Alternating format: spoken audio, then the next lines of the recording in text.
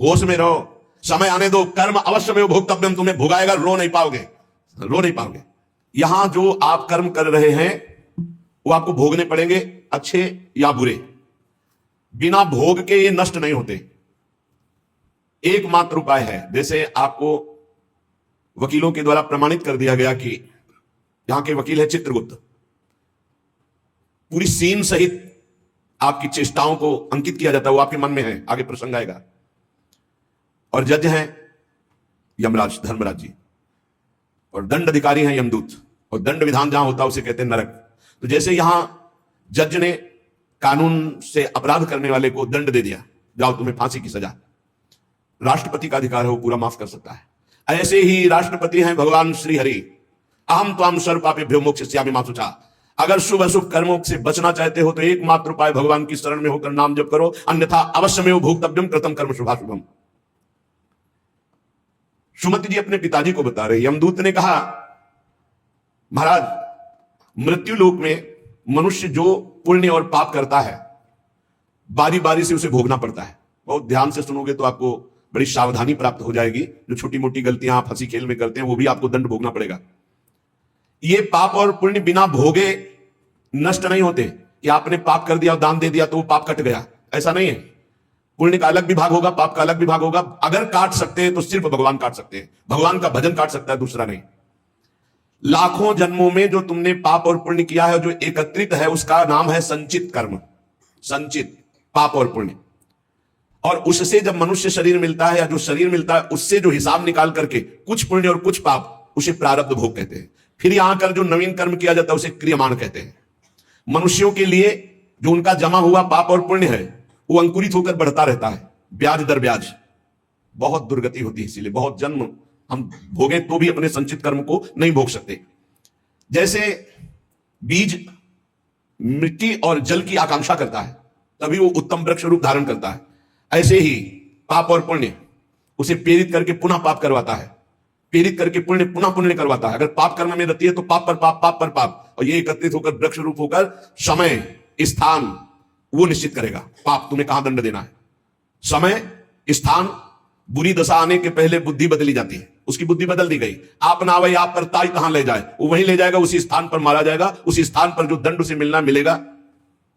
जैसे आपने छोटा पाप किया तो आपके चलते समय पैर में कांटा चुभेगा और दुख होगा, कांटा निकाला गया, थोड़ी दिन वहां दर्द रहा, खत्म हो गया, आपका पाप क्षय हो गया। छोटा पाप कोई, आगे बताया जाएगा कौन कौन से पाप से कैसे कैसे दंड मिलते हैं। अब अगर आपसे थोड़ा बड़ा पाप बना है तो वही पैर में लोहे की कील बनकर चुभेगा, कांटे की जगह लोहे की कील, अधिक दुख होगा। और बड़ा पाप बना है तो खजूर का कांटा, बड़ा कील, ऐसे आपके पैर में चुभ। बिना पाप कर्म के कहीं भी किसी को कोई भी दुख नहीं हो सकता। सिर में दर्द होना आजीवन, पूरे जीवन सिर का रोग हो गया कि वो दर्द ही होगा 2-4 दिन में, 10 दिन में, पाप का कारण। अपथ्य भोजन, सर्दी सहन न होना, गर्मी सहन न होना, हर समय हृदय जलते रहना, पाप का लक्षण। भिन्न भिन्न पाप भिन्न भिन्न प्रकार के दुख देते हैं दीर्घ काल तक। शस्त्र और अग्नि आदि का भय ये पाप के कारण होता है।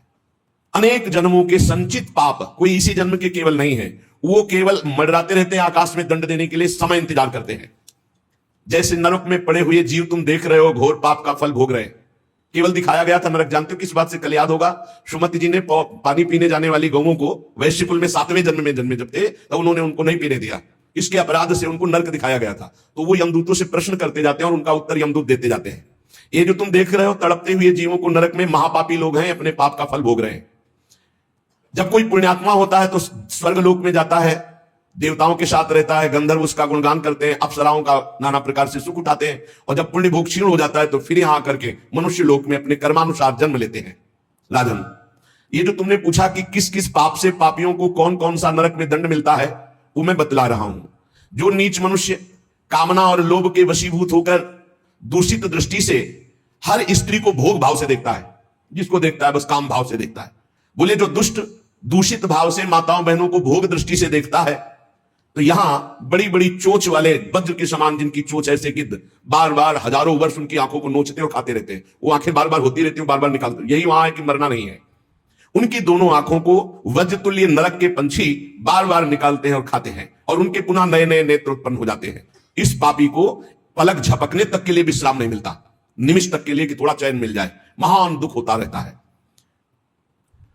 हजारों वर्ष तक उसको इस नेत्र दर्द पीड़ा भोगनी पड़ती है।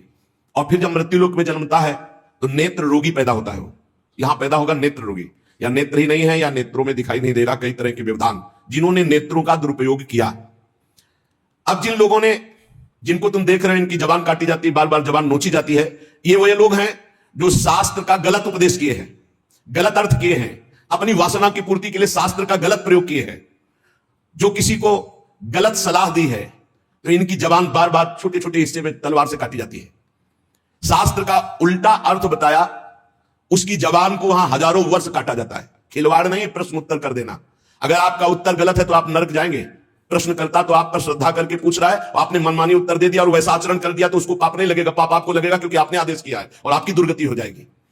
इसीलिए अनाधिकारी को जब जनक जी महाराज विदेह राज ने पूछा, निमि जी ने नौ योगेश्वरों से कि मैंने यही प्रश्न कर्म के विषय में सनकादि से पूछा था, वो मौन थे, कोई उत्तर नहीं दिया, क्यों? तो बोले उस समय आपका ज्ञान जागृत नहीं हुआ था, आप उस समय अनाधिकारी थे, कर्म का बड़ा सूक्ष्म विषय होता है, इसीलिए मौन थे।